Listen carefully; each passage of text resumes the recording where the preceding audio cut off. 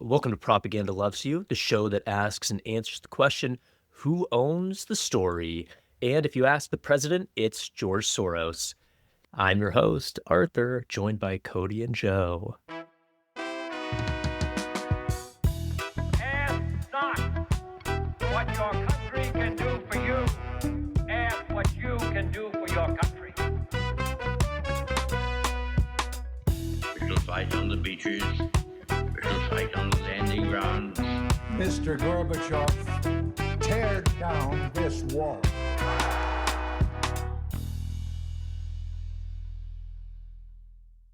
So I thought today we could go over a kind of narrative of like, who owns the story? Talk about these algorithms, some laws, and the classroom of propaganda is kind of like infrastructure.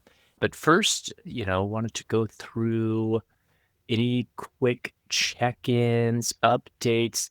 I read the positive news about Huntington's disease being treated for the first time, and gene therapy slowed it by like 75%, I thought, which was wild, over this 3-year study. And I had a family member who actually had this, and there was no cure yet, but this was like a first step forward. So I thought it was like positive news to share. But I wanted to see if there's any like check-ins that y'all had or any local updates. Huntington's disease, is that the same as ALS or Lou Gehrig's, or is that a completely different thing? I think that they're similar in the way that they attack the body with like movement and the cognitive symptoms, but I think that they're different. Gotcha. Yeah, person's movement's ability to think. Yeah, man, that's rough. My science teacher that was ALS that she had, after she was diagnosed with it, she had like a great sense of humor about it, or I guess you have to. Like, she was like always talking about how she always wanted to be a member of the Borg from Star Trek. And she was talking about how they were doing like some experimental stuff with her where they were doing, I think it was either some sort of shock or electric treatment on the diaphragm to keep it moving and keep her able to breathe and stuff like that. But yeah, she obviously, there wasn't anything that could really stop that. And so she did pass for it. But she was just one of my favorite teachers. I think about like just the most, what did she say to me once?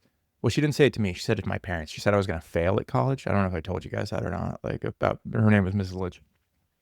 She said, I will not make it through college the first time, but that I'll go back years later and I'll do really well. She was definitely right about the first one, but she was gone by the time I actually went back and got like a decent grade and stuff like that. But yeah, she was awesome. It's always super inspiring to see somebody with like a fatal condition, somebody with like advanced cancer or some degenerative genetic disorder like that. And then they just have a huge heart and a lot of bravery and a sense of humor about it. That's just stuff that makes it worth being a human being sometimes, seeing other people face a condition like that with so much bravery and optimism. It's really inspiring. Yeah, absolutely.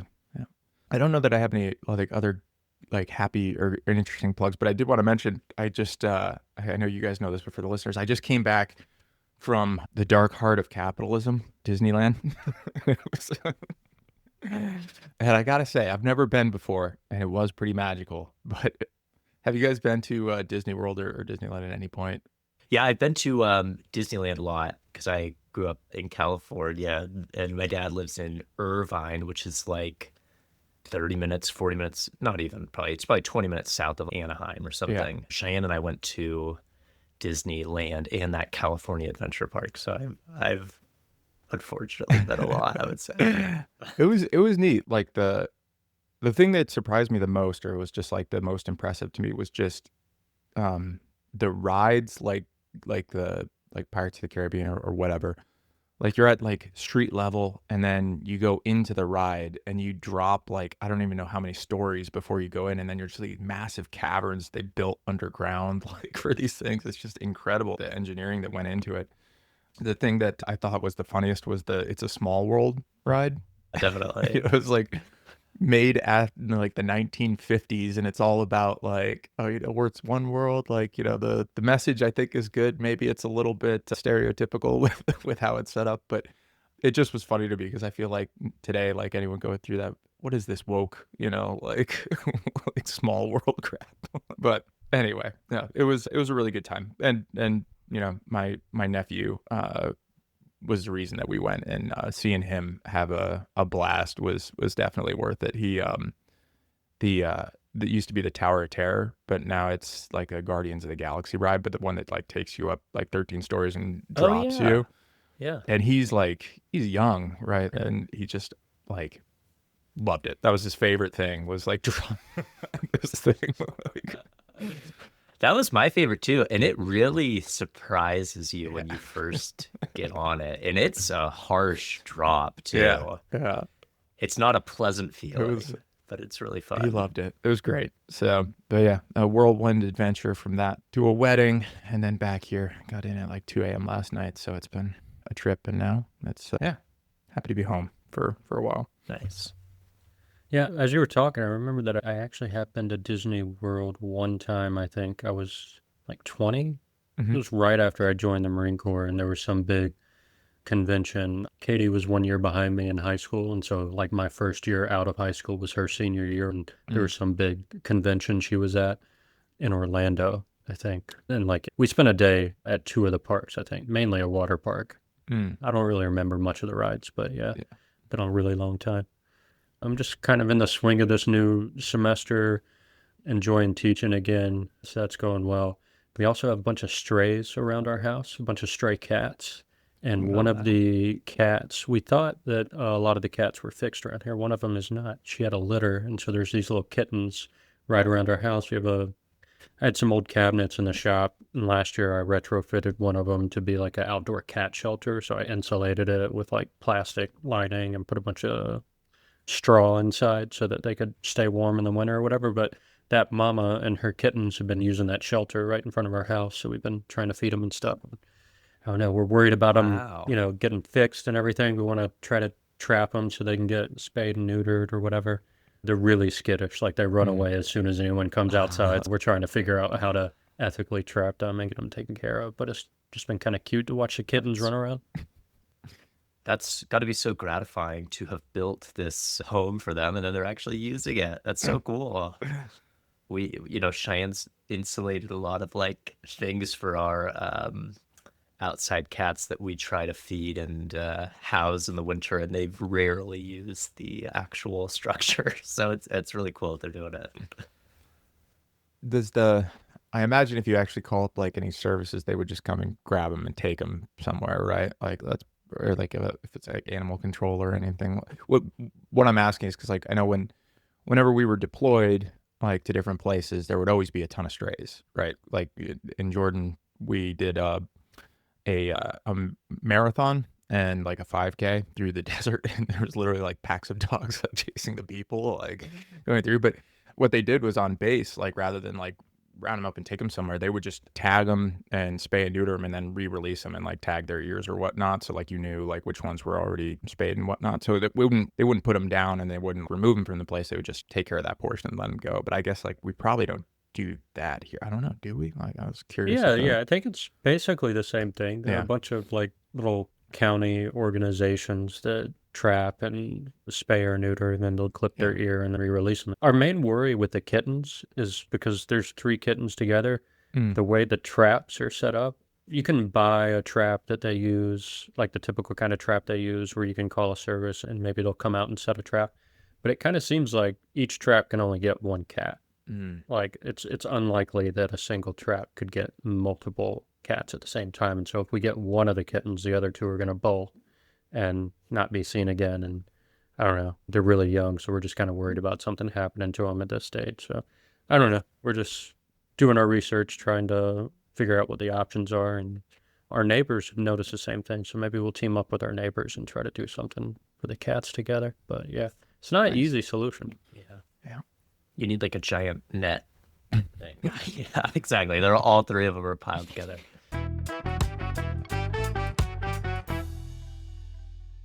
Please stay tuned for a word from our sponsors. A weak man starts his day with oat milk. A real man starts his day with Victory Coffee. You know who else like weak coffee? The communists. Victory Coffee, we don't do soy. We don't do fair trade, and we definitely don't apologize for being American. Every sip tastes like punching a socialist. Made from 100% conflict-grown beans, Victory Coffee is the only coffee approved for use in covert military operations. Victory coffee contains 600 milligrams of caffeine per serving, may cause excessive patriotism, unnecessary aggression, and the sudden desire to buy a tactical vest.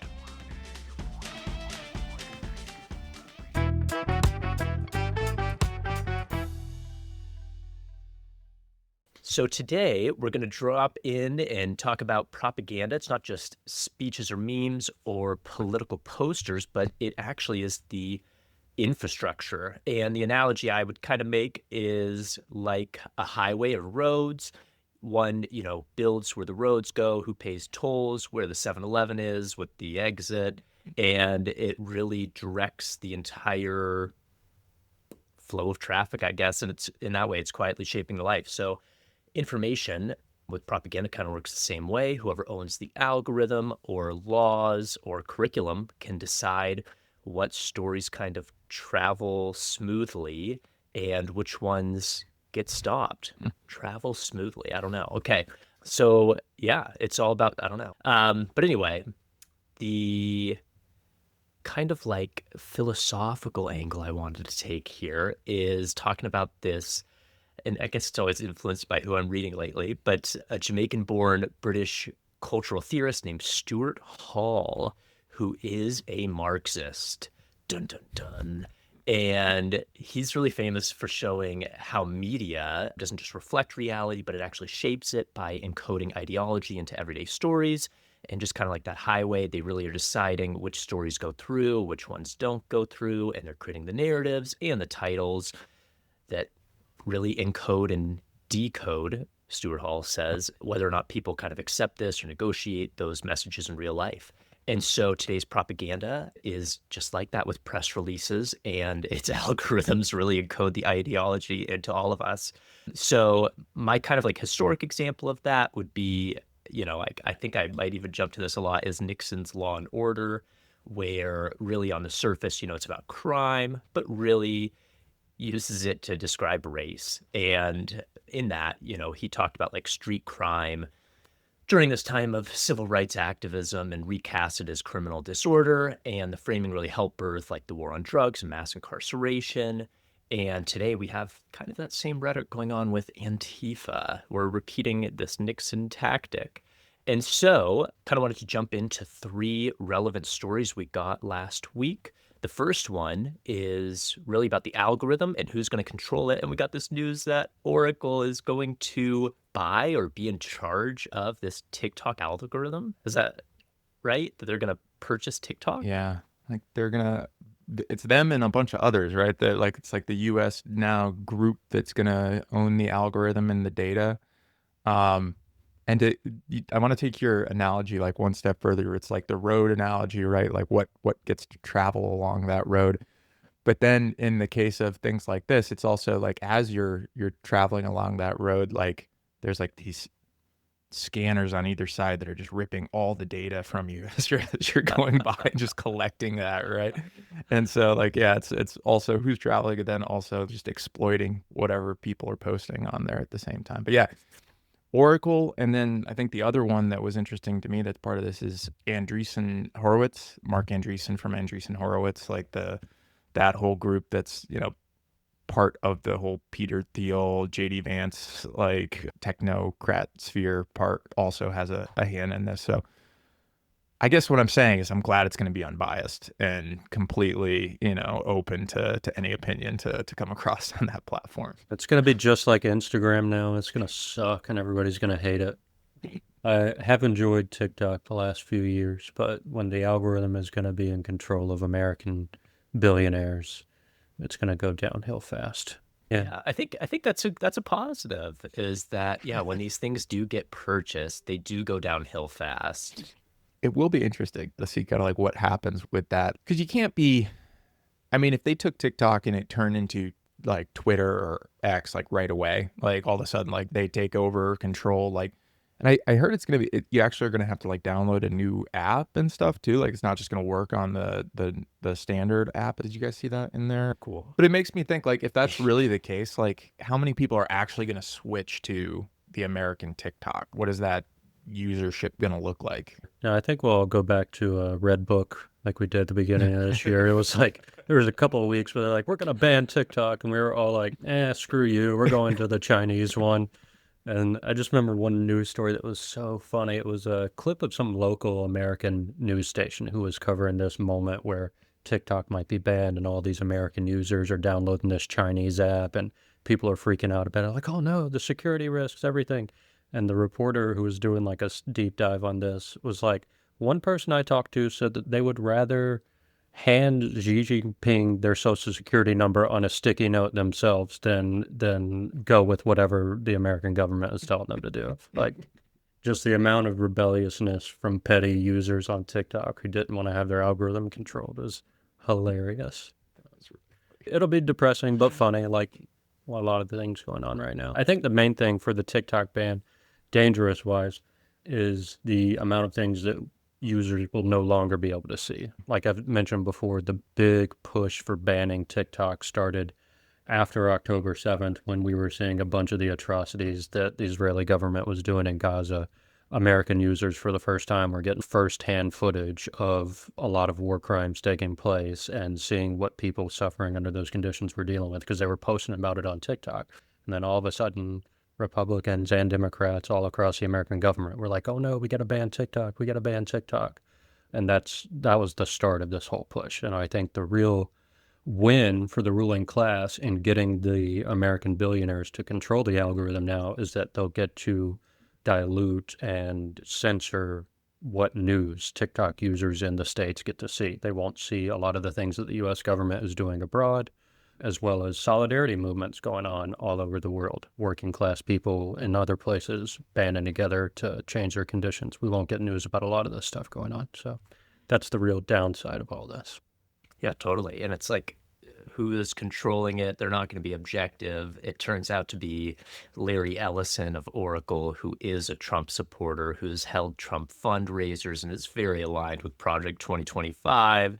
He also like has this Stargate AI initiative that is with the government, and they also have like some, I don't know, I started looking into Oracle and I got this like, icky paranoid, like who's coming after me for this info. But like, if you start looking into like, the US government like bought a 10% equity stake in like Intel, who represents like Intel, who represents Oracle, and it's all the same names of like BlackRock and Silver Lake and Andrew Horowitz, like all of the exact same names. They're all running all of this. It's just disgusting. And they're buying everything. Like today they announced, Monday on the 29th, they announced that they were buying, like Saudi Arabia's buying Electronic Arts with Silver Lake, with Anderson Horowitz, like all of the Kushner, same, too, right? kind of companies here.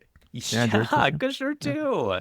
Like they're literally controlling all forms of media. That one's really interesting. The EA one. What could you do with that? What is that like? It kind of like made me think about it for a second, just because like, why would someone want to buy a video game company and take that private? Why would the Saudis want that? And it's like, well, they're trying to rehab their image with a lot of things, right? They're doing like the live golf, like they want to like bring more of like this Western stuff to Saudi Arabia, and like the same thing. There's this comedy festival that's going on over there that I think happens every other year, but it's like all of these major name like Western comics coming in and just kind of like whitewashing the like slave labor that they've got going on over there in the society and whatnot.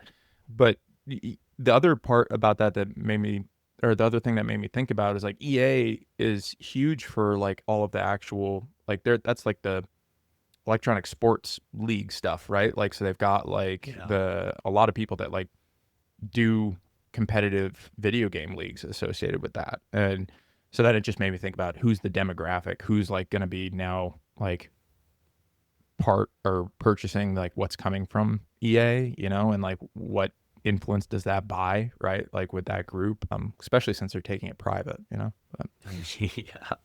Yeah. EA also has like strategically, they have a lot of weird IP deals. I think with Disney, they do a lot of like Star Wars games and Indiana Jones games and definitely all this sports stuff. And they kind of like invented the CEO, I don't know his name anymore, but the CEO guy, he was like a producer on that FIFA or not FIFA, the whatever Madden games, and he like came out with the original loot crate gambling system. So it's like, yeah, they're gonna take gambling to a whole new level of legality here, as long as they own it. Ugh. It's exhausting to see how the propagandists never sleep. Like, their work ethic is the most annoying thing about them. Their relentlessness. Why are American football games, why are NFL games going on in Ireland and the UK?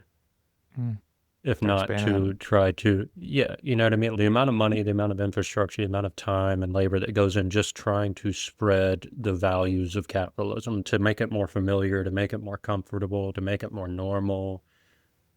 It's just sickening. It never stops. It's everywhere. I see a bunch of savviness behind all these deals. Like, they're not idiots. They're at very high levels, these people you're identifying, Arthur, when you do your research and find out who owns this and who owns that and who's collaborating with whom. They're pretty smart people, and they themselves try to stay out of the spotlight and let these other characters take all the heat.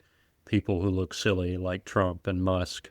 But there's really a group of really savvy, hardworking, dangerous people behind a lot of this stuff, trying to spread influence and power and everything.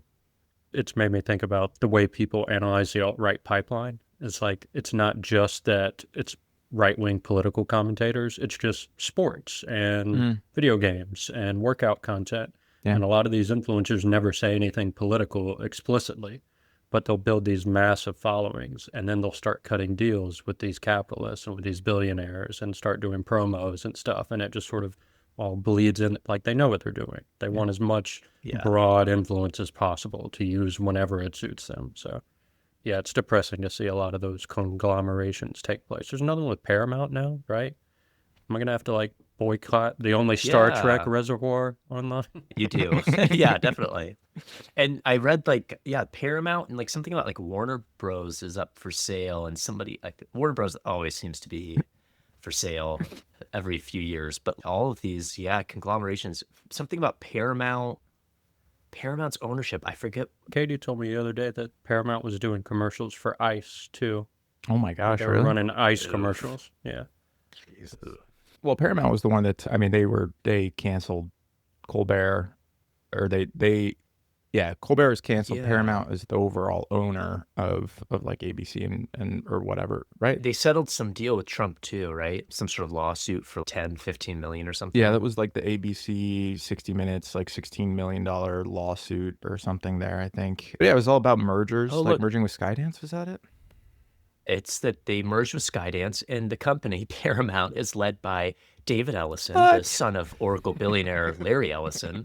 Probably got that job just because he's so good. And there you go. It's the Ellison family pretty much runs media, I guess, and they're really pro-Trump. And they settled a lawsuit. Who would have thought? He also owns like, what is it, the 6th largest island in the Hawaii Islands chain? Like, literally owns the entire island, and like there's like 6,000 people or 5,000 people that like live on it 24/7, like under his will.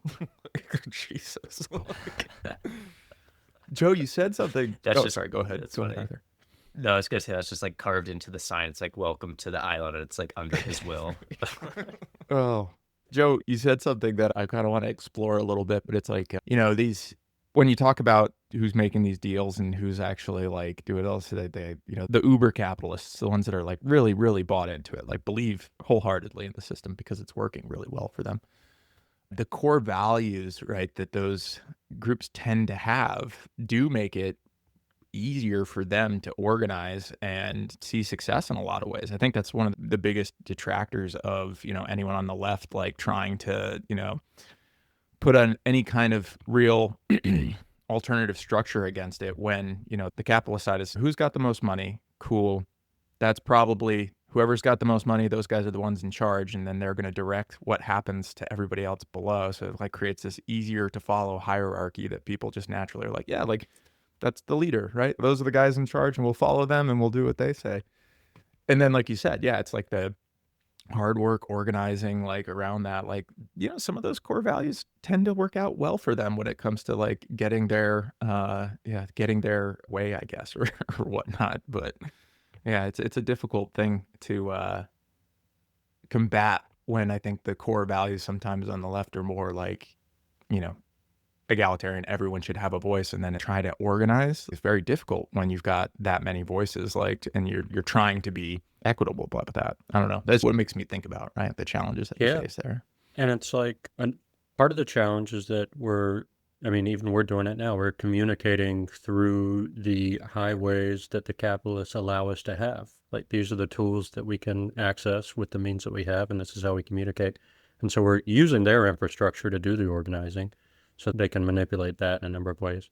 The example I wanted to point out is that, like, as soon as we try to do that on the left, as soon as leftists are like, hey, we should have some class solidarity, we should recognize that there are differences in power that are set up arbitrarily to keep us oppressed, and we should organize against those. As soon as we do that, the message comes back like, oh, that's class warfare. You're just trying to be divisive. We need to come together as one people. The capitalists, the billionaires, are always solidarity with each other. Like, they don't have to understand class solidarity. You don't have to explain it to them. They don't have to have meetings all the time to organize with each other. They just get it. They have the same interests at a certain level. And that's, I think I've said before, or I think I made this point before in the podcast, but that the legal system in the U.S. is really to have a nonviolent way for the ruling class to sort out its problems with each other.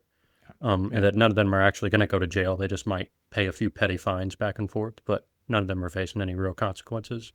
They control the way we communicate with each other. And as soon as we try to organize, they're like, divisive. You just want to divide people. Like, y'all are doing that on your own already, and y'all have plenty of class solidarity. But yeah, it's really frustrating. Well, that's the capitalist mantra for keeping things like status quo. And then you take it one step further, and that's where we get the newest NSPM, right, Arthur, where it's we're going to be using the U.S. government to actively target individuals that have anti-capitalist leanings or ideologies. That's the same as anti-Americanism, according to this. Am I right there? Like, jeez. I think so. Yeah, exactly. Yeah.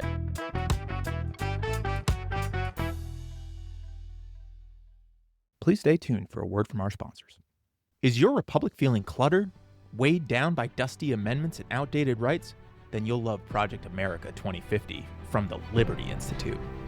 Project 2050, isn't that the plan to fundamentally rewrite? Think of it as spring cleaning for the Constitution. We're tidying up, streamlining burdensome clauses, optimizing citizen obligations, and replacing those creaky old checks and balances with sleek, efficient directives. But eliminating entire articles? Look, we're simply refactoring governance for the 21st century. It sparks joy, well, for us. Project America 2050, tidying up democracy one inconvenient right at a time. Participation in Project America 2050 may result in significant changes to your perceived rights and role as a citizen. All changes are final.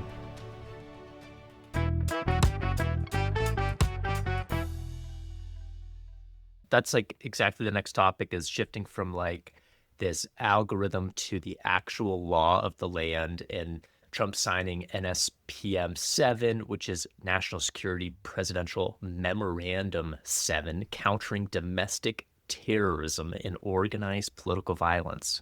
What a title.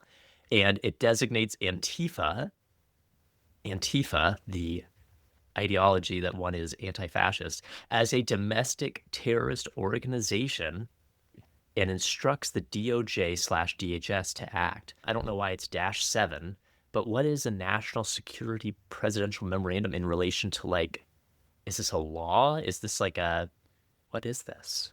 Yeah, it's a little bit different. I think this is like, you've got the executive order, which came out designating Antifa as like the terrorist organization. And like, and then this is more like a directive to the national security apparatus in the United States, what they are meant to do in response to these executive orders. So like, this is almost like direction to them on how they should be interpreting this. Like, Got it. and so like one of the things that is in this, I've seen there's been a lot of news articles kind of like breaking down the NSPM. So like the way that we get this from anyone that's writing about this NSPM is like, here's the list of things that they're actually saying, would be anti-American or indicators that we should be looking for from a national security perspective that could indicate like, oh yeah, this could be something towards political violence. So the list is like anti-Americanism, anti-capitalism, anti-Christianity, support for the overthrow of the United States government, extremism on migration, race, gender,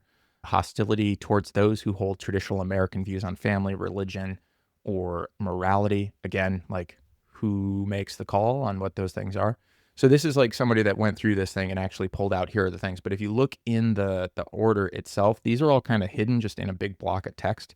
So right here, this paragraph, I'm going to read through it. There are common reoccurrent motivations and indica uniting this pattern of violent and terroristic activities under the umbrella of self-described anti-fascism. So they're trying to say that the following things that they're going to talk about are all part of or looped under this anti-fascism umbrella, which is what they had just designated as a terrorist organization, domestic terrorist organization for Antifa. And these movements, so reading this again, these movements portray traditional American principles, example given, support for law enforcement and border control, traditional American principles, okay, as fascist to justify and encourage acts of violent revolution. This anti-fascist lie has become an organizing rally cry used by domestic terrorists to wage a violent assault against democratic institutions, constitutional right, and fundamental American liberties. Common threads animating this violent conduct. So this is where we actually get into that list, right? It's just kind of like plugged into this whole paragraph here. They include anti-Americanism, anti-capitalism, and anti-Christianity, support for the overthrow of the United States government, extremism on migration, race, and gender, and hostility towards those who hold traditional American views on family, religion, and morality. And then it goes back to reference as described in the order designating Antifa as a domestic terrorist organization. The groups and entities that perpetuate this extremism have created a movement that embraces and elevates violence to achieve policy outcomes, including justifying additional assassinations. For example, Charlie Kirk's alleged assassin engraved by the bullets used in the murder of the so-called anti-fascist rhetoric. So even though they still have not connected the murder of Charlie Kirk to a left-wing organization, just using that as justification to now go after anyone that they say is indicating any of these things. I don't know how many we check off the list over the last few months, but I think we probably hit a good group of that list here. We can get a perfect score if we try hard, I'm sure. We could push it. No, I don't know. I think it's so funny how like all the narratives are just unraveling. Like in order for this to make sense, they keep having to appeal to some traditional American ideology, some traditional American establishment of culture or way of doing things. And it's like, what does that even mean? And that's why I always come back to Howard Zinn and the People's History of the United States, because it's important to understand how this country was founded, which was like literally on an violent act of political revolution for specific ideological reasons. Let me just read the first paragraph of this one chapter in Howard Zinn's book. He said, around 1776, certain important people in the English colonies made a discovery that would prove enormously useful for the next 200 years. We could say 250, whatever it is now. They found that by creating a nation, a symbol, a legal unity called the United States, they could take over land, profits, and political power from favorites of the British Empire. In the process, they could hold back a number of potential rebellions and create a consensus of popular support for the rule of a new privileged leadership. In the 1700s, just before the American Revolution, the ruling class in the colonies were having a huge rebellion problem. There were tons of slave rebellions, tons of indigenous groups attacking settler colonies, lots of organizing between poor white peasants and escaped slaves. The American Revolution was sort of a ruse to corral a lot of these groups together so that they would stop trying to rebel and put all their anger against the British. And ever since then, we've been trying to disentangle that to get back to what we were talking about before that revolution started. Weren't we trying to work together to figure something out? And that's what anti-fascism is all about, essentially. And so they're coming right back around to this original argument. No, you can't do that. You got to do what we say. I think it's just falling apart. I think the story is starting to crumble apart, and people really just aren't buying it as much as they used to. Wow. Yeah, I was thinking about the original tax when you were talking about that too. Like, wasn't it like originally that there was like a tax on tea, and it was like 3% or something, and that's what sparked our revolution? And like now it's like tariffs are like 20-30%. You know, it's like what? And I personally don't feel like I have representation, but I am getting taxed. It's interesting. Yeah, this whole defining like ideological position and like dissent as terrorism is just pathetic. And it's like designating I don't know. I saw this like Stephen Miller tweet 3 days ago where he said, let's see, we are witnessing domestic terrorist sedition against the federal government. The JTTF, which I think is the Joint Task Force, has been dispatched by the Attorney General pursuant to NSPM7. All necessary resources will be utilized. And of course, they didn't do anything. They didn't actually deploy this. It's just rhetoric. But I mean, you just said it to like the JTTF, like again, I mean, we've talked about this, I think, in our last two like core episodes. It's the exact same language that was used like overseas. We had Joint Terrorism Task Force, like Joint JTTF North, JTTF South, like whatever, right? Like that controlled specific areas and went after designated terrorist networks in other countries in these areas, right? And we're just turning that right around, pointing it right back at the U.S. Like that's literally what they're taking the same thing that we did in Iraq, Afghanistan, Libya. We're out Syria, Yemen, like all over the Middle East, and just turning that lens back on the United States using the same exact structure. We've got MQ-9 Reaper drones flying over protests in the United States. You've got ICE like with spyware and infecting people's phones, door chart breachers like breaking down people's doors. ICE like refusing to show any kind of warrants and just breaking into people's houses and ripping people out of them. Yeah, it's literally the same exact thing, just turning it back to the United States on our citizens and legal residents and illegal residents, whatever you want to call it, like people just trying to get a better life. Yeah, that's yeah, totally. It reminded me of the whole thing, like historically, it reminded me of COINTELPRO throughout like the 50s to 70s, where the FBI's counterintelligence program targeted not only like civil rights leaders, but they actually infiltrated the Black Panthers. They spied on MLK and spread like fake letters and sabotaged a ton of leftist movements. And it was exposed. They had these things called the Church Committee hearings in Congress, and the accountability was like super minimal. The FBI like had some rule tightening, but no senior official ever got any real punishment. And it just reminded me of like, yeah, this whole Antifa terrorist, it's the same logic of like dissent being reframed as a security threat, when in fact, like what Joe's saying, it's like this is like the reason for the revolution and why we band together to do this, and these voices ought be allowed. It's called free speech. Like it's just very one-sided, and it's the side that says that the leftists have blood on their hands and they're the ones instigating all this violence.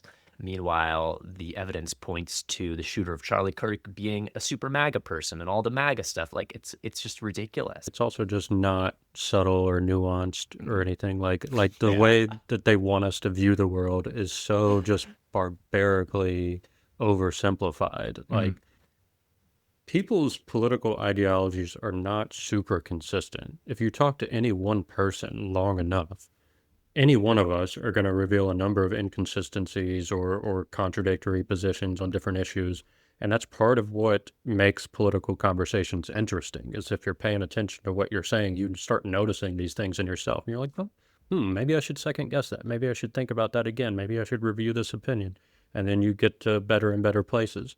When you collapse everybody into these left versus right kind of super simplified dichotomies, and you think, oh, the point is that people are super complicated. Right? So someone could be motivated to assassinate a divisive political figure like Charlie Kirk for a bunch of different reasons. Some of those reasons might be because they're left-wing and they hate all the right-wing things they say that Charlie Kirk says. Another reason could be that they're super right-wing, and the way that Charlie Kirk says all of his right-wing things don't align with the way I want my right-wing things to be said. And so you're bastardizing my right-wing view, and so I'm going to assassinate you. And so, like, it's just super messy and complicated, and there are all these subgroups and subgroups and subgroups. I don't know if you guys have gone down the trap of trying to figure out what groypers or trans masking are in the right-wing, like alt-right sphere, but it gets really messy and really complicated, and these people can go after each other for any number of reasons. That's like just the political ideology side of it, right? And then there's the whole, like, we just have an issue in America with gun violence and mental health to the point where people look at this as like a, I want to, like, it's almost a clout thing in some scenarios. Like, people like think like get part of those online groups, like, to do some of these shootings, just like have their name remembered in some ways, right? Like like, I'm just agreeing with you, Joe. Like, there could be a political ideology. It could be something completely different, right? Like, it could just be looked at as an opportunity for them. And yeah, like the ICE facility shooting that happened not that long ago. It seems like that person who did it had very strange, obscure, weird reasons for doing whatever they did. But Yeah. like, just to your point, like, you create a culture and an environment where people, especially young people, are just massively depressed and have no hope in life, and there's nothing really to look forward to other than this stupid grind of capitalism they're setting up for everybody. They're going to find other ways to make life interesting, and some of these people are going to start becoming literal assassins because they don't want to do anything else in life. We got to create better living conditions for people, better things to hope for, better things to do with their time. yeah, agreed.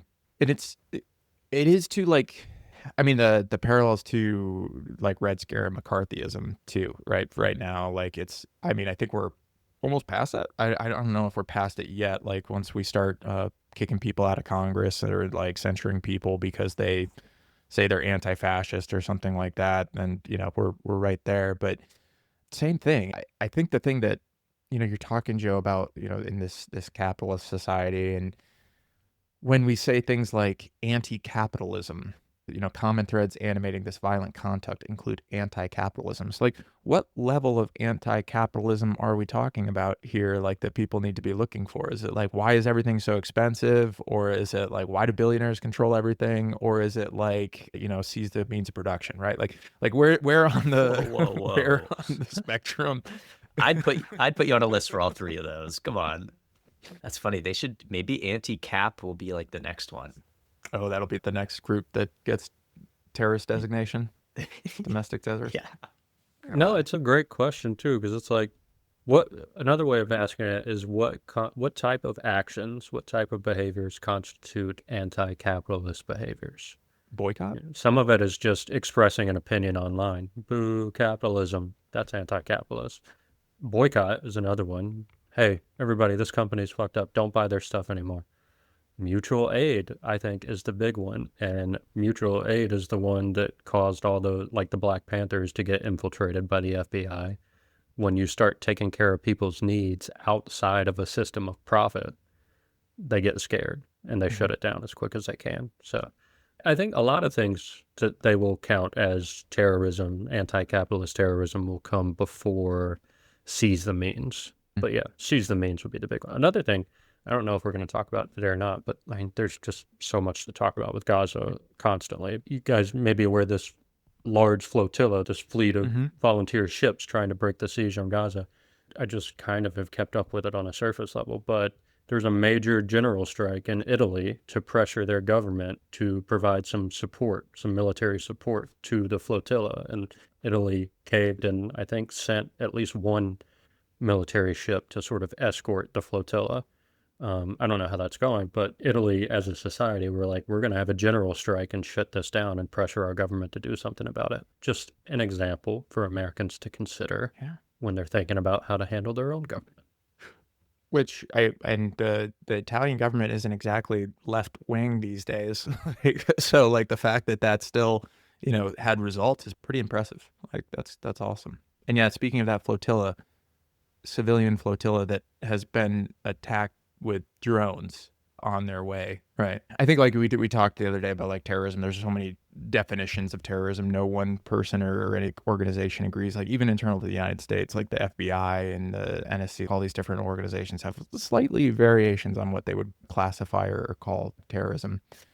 And just the thread of all these things that you have to look for without clear definitions. And it's depressing, but it's also, like you said, Joe, it's kind of like open book, like we're just putting this out there in order to go after anything that we disagree with. And it's like their blanket cover for that, I guess. So we'll see where it gets used first, I guess. October 18th, No Kings protest. So Yeah. I keep mentioning that. Probably go to one. There's one in Watertown. There might be one in Plattsburgh up here. So we'll find out where they're doing that. But definitely planning to go that day, and we'll see, I guess. Yeah. Nice. Another point about propaganda, I guess, just thinking about, Arthur, how you set this up with Stuart Hall and talking about the strategies that capitalists use in their language and everything. And this NSPM that we're reading, just to notice, maybe just the three of us or anybody listening, when Cody was reading over that directive, as the language is coming at you, what happens to you emotionally when all these compound words and string of different acronyms and strings of different references come at you one after the other? Or is it becoming more and more clear the more he talks what's going on, or is it becoming less and less clear and more overwhelming and emotionally draining? And so you can just sort of feel yourself emotionally start to shut down in the face of a wall of information. Like, this is also part of the strategy of the propagandists, is to just a sheer overwhelming amount of complicated, confusing, infuriating information that causes you to shut down and check out and just, scroll on your phone or watch TV or eat junk food or whatever. Like, all of us have different responses to this when we feel overwhelmed. But that feeling of being overwhelmed by the news is also part of the strategy, right? They don't want you to feel like it all makes sense and it's perfectly clear.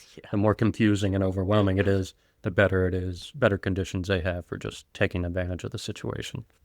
Yeah, and like putting that out too, like it's funny when you mentioned like the when you feel overwhelmed, what you go to and like how you kind of release that, and it's like, well, wait, now they're controlling that. They're controlling the TikTok. They're literally controlling the video games. Like they're making the movies. Who are the bad guys in the movies and the video games? It's like you're gonna be playing FIFA, and all of a sudden it's, I don't know. There's some dark humor about like Battlefield and FIFA and like Saudi Arabia here. Like it's, or like Sims. Like what's gonna happen anyway?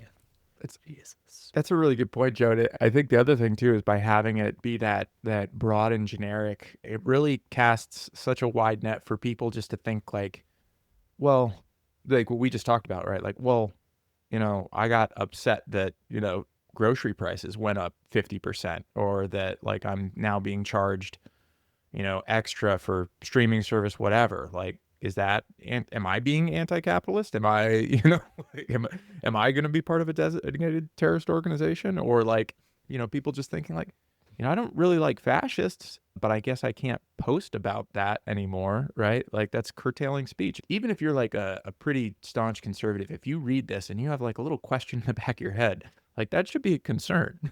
Like, oh, maybe I've said something that doesn't go well. Like, we should not have to think about that and be afraid of our government based off of like what we're saying, But Definitely.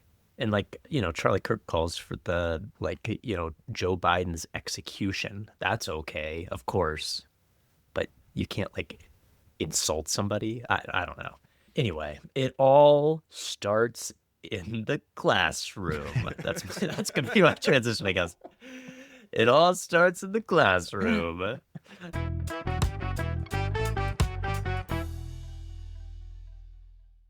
please stay tuned for a word from our sponsors. Kids today, they think history started last Tuesday and that sharing applies to the economy. We need schools that teach useful things, like obedience and maybe shapes. My Timmy came home asking if billionaires pay enough taxes. He used to just eat paste. Where did things go wrong? The diagnosis is clear: chronic critical thinking.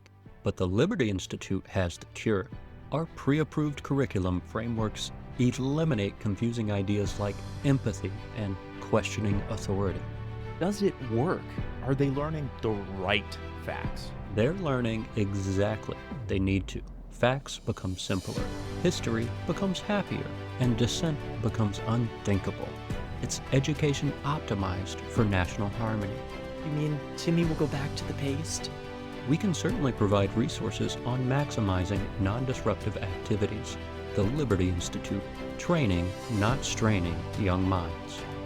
Our definition of education focuses on information retention and compliance, not independent thought or creativity. Paste eating not officially endorsed.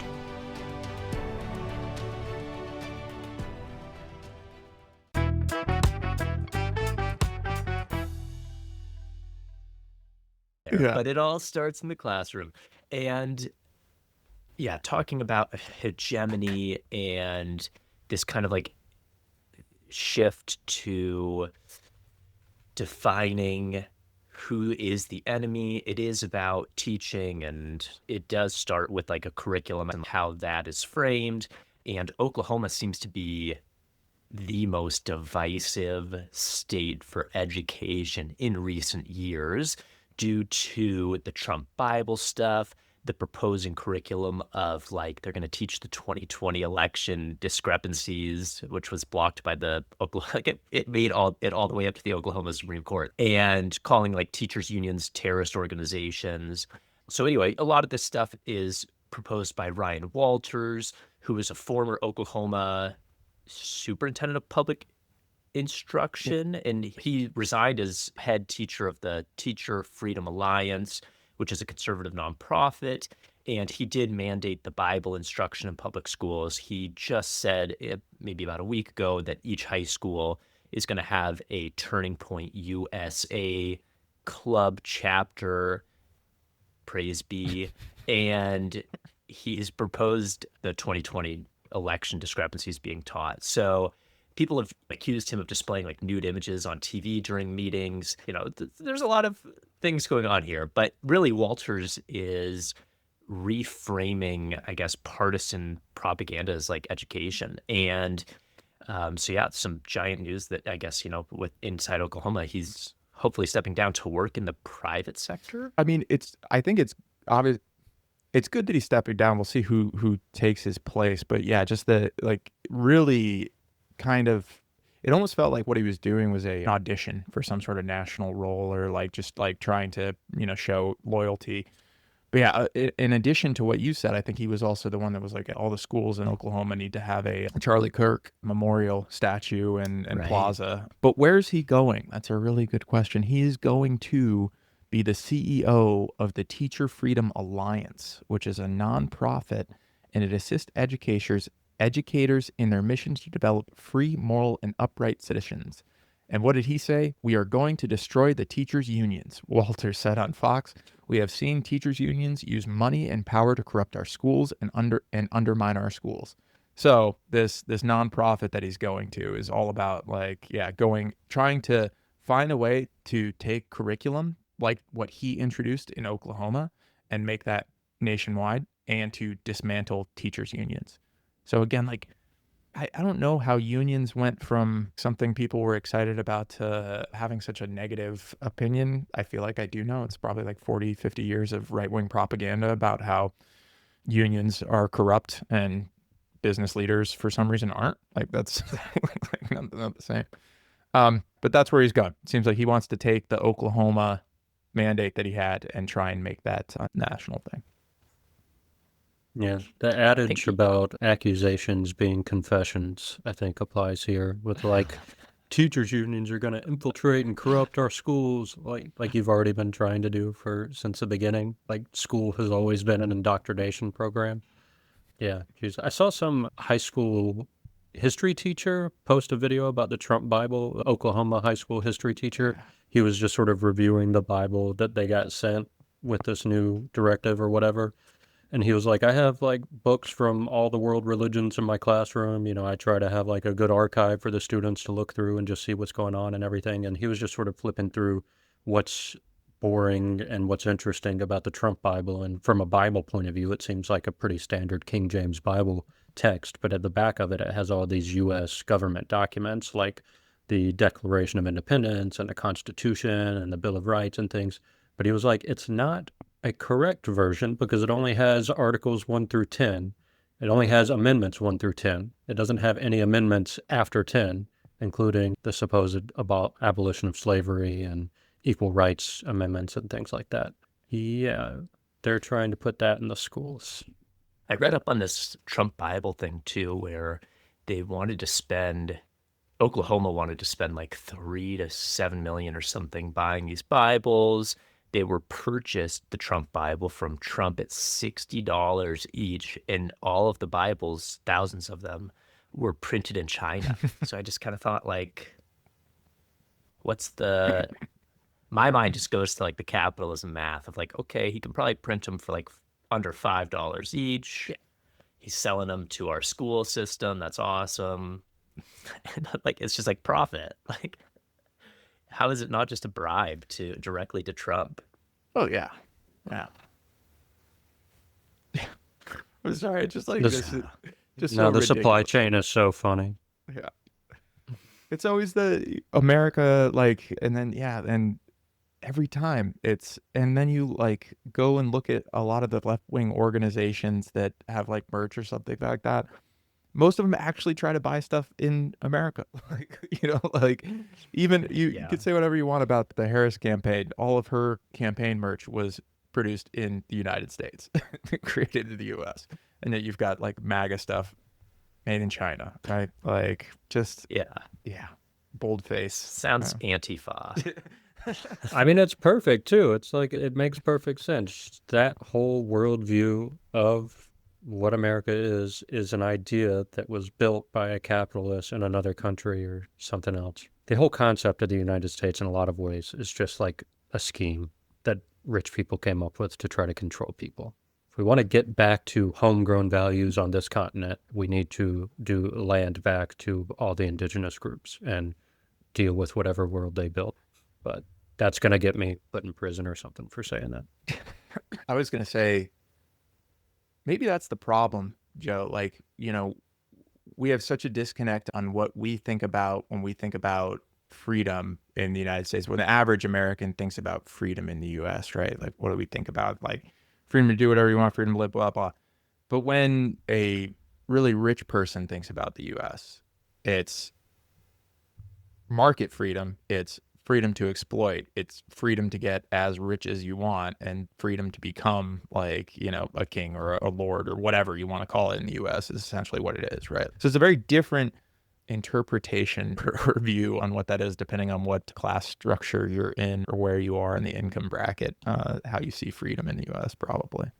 Yeah, it's interesting. The income bracket probably plays into it too. It's like the more income, the less taxes you pay.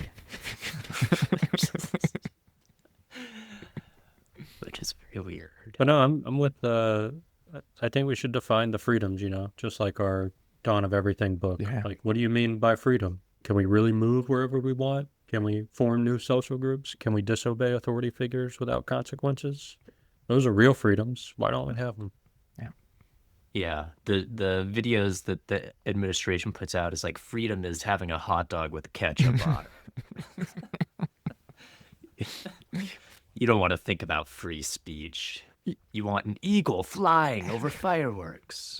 You have the freedom to pay $1,000 to go to your local NFL game and another $15 a beer and then go back to work on Monday. That's what you have the freedom to do.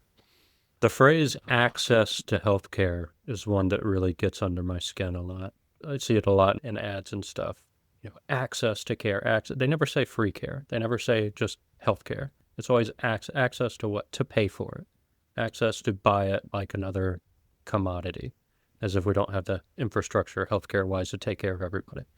But even that, like, even when the technology is there to save us, even when the infrastructure is there to save us, there's a freaking little card slot or, you got to pay for it. I wish I had a more coherent point to make about that, but the access to care as a freedom is one that really gets to me a lot. Well, I mean, yeah. But like, what's the? I'm trying to think like what the counter argument or the most common counter argument you get from people. And I don't mean those that are creating the arguments. I mean, if you went and talked to anyone in your hometown, interviewed 100 people and asked like, do they feel like they've got freedom what would they say? I'm curious. Like, what would they think about as far as freedom goes? Maybe we should just do that. I've got like all of the field recording equipment. Just go start doing some, what does freedom mean to you? Like, what freedom do you have in your life today? Because I guess what I'm thinking about is just like, if you say to someone like, we're not free in this country, but that person has spent, 50 years or whatever, like getting the same propaganda, and be like, well, I can just quit my job. I can go, I could move to another, I can, get in my car and drive. Like their interpretation of what is free, like, and feeling like that they have that freedom, right? Yeah. Because I'm sure there's some that like that believe that, right? Like it makes me think of that Noam Chomsky quote that you were talking about earlier. Like, I believe you believe that. Like, or like you wouldn't be sitting in the chair if you didn't believe that sort of thing. Right. I'm sure there's like a ton of people that really believe they do have that freedom, Yeah, I think that would be a great sample of interviews to get. I think just getting people to talk about it more specifically in general is good, but to actually hear what they say, what I don't know. I think a lot of people don't actually imagine it other than as an abstract feeling. And when you ask them to be very specific about what they're free to do, they might surprise themselves how quickly they run out of freedoms to list. Yeah. We should, I got an idea. Okay. I'm going to build a booth, and it's going to just be like eagles, stars, and stripes. Like, it's going to be the most like freedom loving booth. We're going to have sparklers coming off the sides. We're just going to do freedom interviews. Yeah. What does freedom mean to you? What freedom do you have in America? What freedom do you not have in America? I think it'd be great.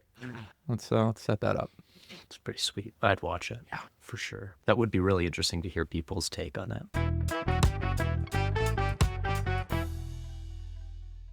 Please stay tuned for a word from our sponsors. This week, the U.S. government announced a bold new vision: freedom of speech now available globally. Introducing Freedom Echo, the new Obey feature that alerts you when foreign governments dare to restrict your God-given right to post through it. Was your meme suppressed in Myanmar? Did your comment about rigged elections vanish in Brazil? That's not censorship. That's an attack on American values.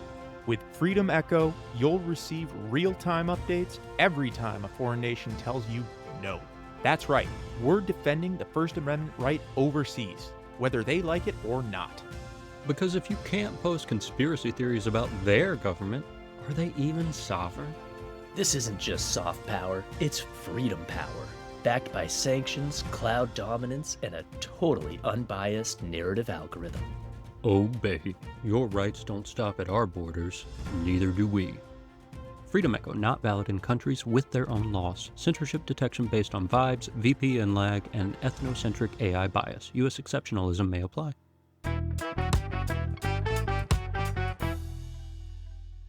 I guess, to summarize these three and taking like that,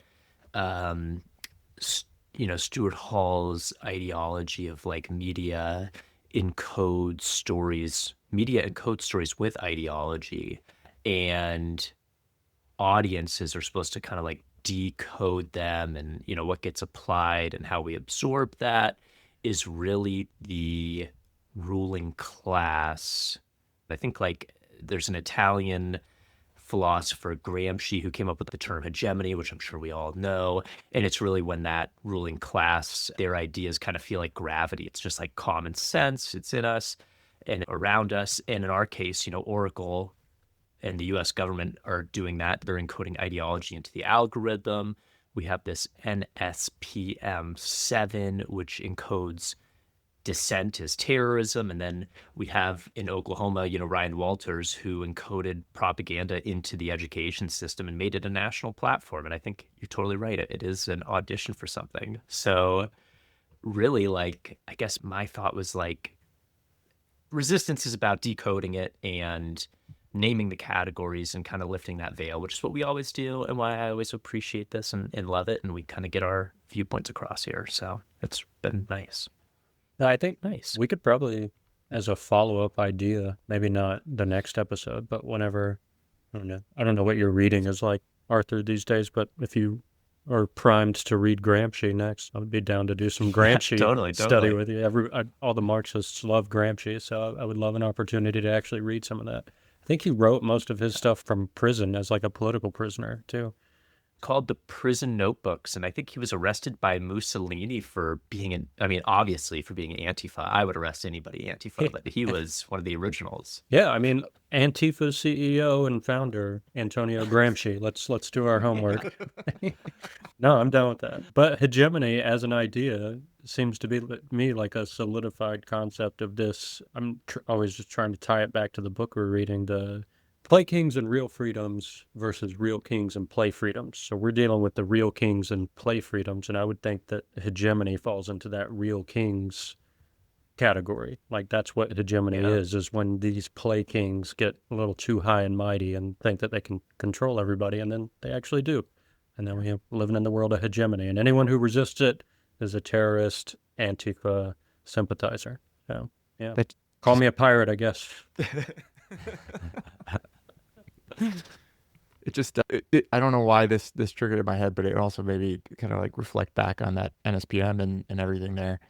We didn't really mention it, but the anti-Christianity piece, like how quickly I feel like we've kind of glossed over how fast Christianity has been kind of pushed into government, right? Like now it's like you can proselytize in government, like that's allowed. You can, bring the in, like there's now Christian, groups specifically, like influence groups for the White House and whatnot. And now anti-Christianity in government is terroristic. So that was fast, I guess. Went from freedom from religion to you can't be anti-Christian in our government or you're a terrorist.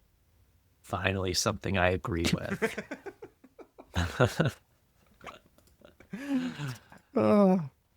Yeah, totally. I mean, the history, I think it would be really interesting to do a whole episode. We could trace like religion intertwined with politics, because I think what we'll find is like the proclamation of God giving you rights as ruler. It goes back as far as time itself. It's like everybody claims to have God on their side, and sure makes it's a great reason to rule. Yeah. It really makes your moral justification easy when the divine creator is the one that's supporting your side, right? Like, man. Yeah. And he came to me and he actually said, these unions, they're not good. Too much power. Well, the only plugs, I had some plugs here, midterm elections coming up. I really love when people go after centralized political figures centered to the political spectrum, right and left being the opposing sides. And one of our key centrists, Nancy Pelosi, Democrat of California's 11th District, San Francisco, who is one of the most profitable investors of our time, an amazing investor in the stock market. I don't know how she does it, but she's getting run off, hopefully here, by a AOC former chief of staff, Sakite Chakrabarti, and he's running against Pelosi in the 2026 primary. He refuses corporate PAC money. Love that. And so I really encourage people in California's 11th District, San Francisco, to take a look at the progressives running. We got the Mamdani running in New York, of course, who I think Eric Adams just dropped out. I saw some recent poll where Eric Adams had 8% or something. He's dropping out. And locally, my representative is Val Hoyle, representing Oregon's 4th District, Eugene Corvallis. And we don't really have too many people, I think, running against her. We got one guy who is more progressive than her named Bo Weidenfield Needham. He's a Eugene business owner who runs Bo's Wine over here in Eugene. And so, yeah, I guess just take a look at your midterm elections and see if there are any progressives challenging any centrists or anybody else's place that you would like to replace. Yeah. Do the plug for the standard plug for Blake Gerben in here in New York 21 to try and get rid of Elise Stefanik. Man, it'd be nice. But I also want to mention, we've talked about it a little bit before. I'm going to include a couple links in our show notes this week to a few different sites that do like the postcard projects. One of them that I did this one previously, it's the Progressive Turnout Project. they have the postcard to swing states. So I'd done that. They've got 2 different programs right now. This is actually sending information to Democratic leaning voters in Virginia for their upcoming elections, also Pennsylvania and New Jersey. So they're trying to get, information out to voters to kind of combat some of the disinformation that's out there regarding candidates. So I'll include the links for those so you guys can see those. And if you want to sign up for that, it's a really easy way to kind of get involved. They'll literally send you like 100 or however many postcards you want. All that they ask is that you take the time to write on them and you pay for the postage. And so it's a good way to kind of get involved and get the information out. They do have studies on here showing how effective postcards are. And so if you're concerned that maybe you're not getting the bang for your buck that you want to, then you can maybe look at the study and see if that works for you, or you could find other ways to volunteer. But yeah, just wanted to highlight those 2. Yeah, that's it for me for this week. I don't have any plugs ready.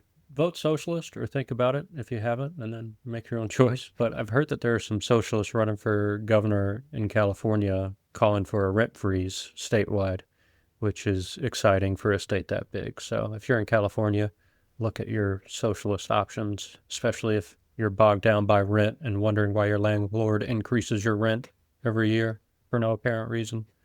I've been working with my students on journaling as a mental health support. So if you've never given journaling a shot, think about picking up a good old pen and piece of paper and just writing down your feelings when you feel overwhelmed.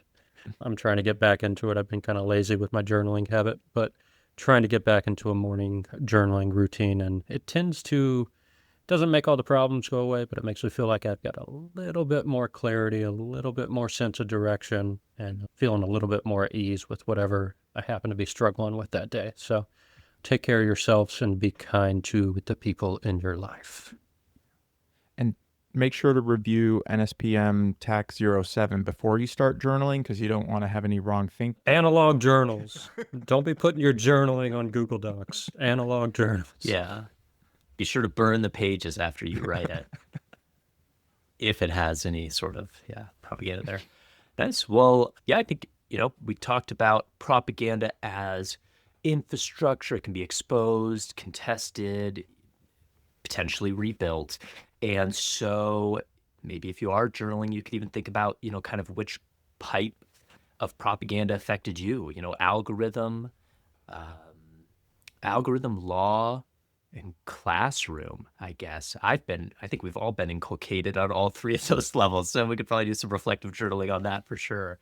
But in the meantime, as always, our call to action is subscribe, share it, support this podcast if you can. It really helps us get it out there. And we still have some states to cross out. So if you know people specifically living in the Bible Belt, if you know people specifically living in the Arctic Circle, we need you to get this out there immediately. Send it to them. Share our viewpoints. Perfect. Love it. Where else? The Cayman Islands. We need Idaho. Can we reach Probably too Epstein? rich. Yeah. God, what if you just looked at the map and you just saw it and you're just like, For the amount of shit we talk on Ryan Walters, Oklahoma, we don't have any downloads there, surprisingly. So, maybe we could get 1 or 2 in Oklahoma. That'd be pretty cool, too. I've learned anybody with the last name Walters, I just despise. So far, it's just Ryan and Jesse, but I'm sure it's going to be expanded upon. Immediately thought about Barbara. I was like, Barbara? Uh-oh. There's going to be some hate messages coming in.